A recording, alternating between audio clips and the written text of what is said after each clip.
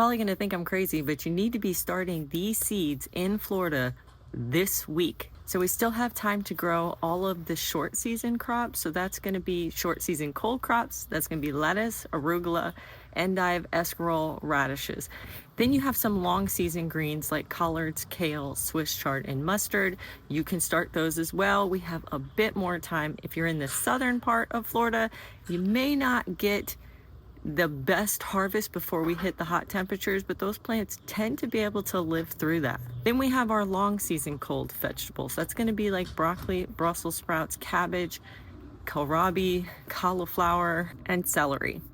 This is going to be mainly for our North and Central Florida growers. You guys can still start those. It's going to be a little warm by the time they're ready to harvest, so make sure to aim for heat tolerant varieties. Next on the list is root crops. So you're going to do carrots, potatoes, turnips, and rutabagas. You're in the north part of Florida and you're still getting some pretty cold temperatures at night, like below 30 degrees, you might want to wait a couple more weeks on the potatoes. Next up, we have the warm season crops: eggplant, tomatoes, peppers, tomatillos, cucumbers, squashes, melons, corn, and beans.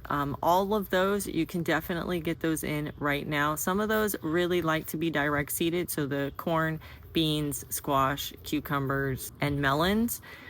They prefer to be direct seeded. So Central Florida and South Florida, you guys should be fine to be able to do this. You might have to give them a little bit of protection in Central Florida if we get a little bit cold.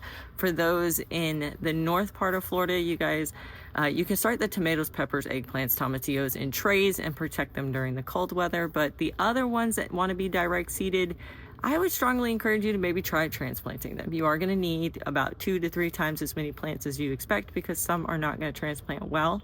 I know that most people say don't transplant these, but you're going to get a head start, because you guys know you go from cold to blazing hot, and those plants don't necessarily like it that hot.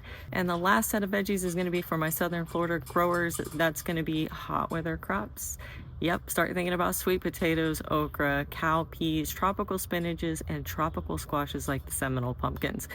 Get them started seeded, or get your slips started on your sweet potatoes, because before you know it, it's going to be hot down there, guys.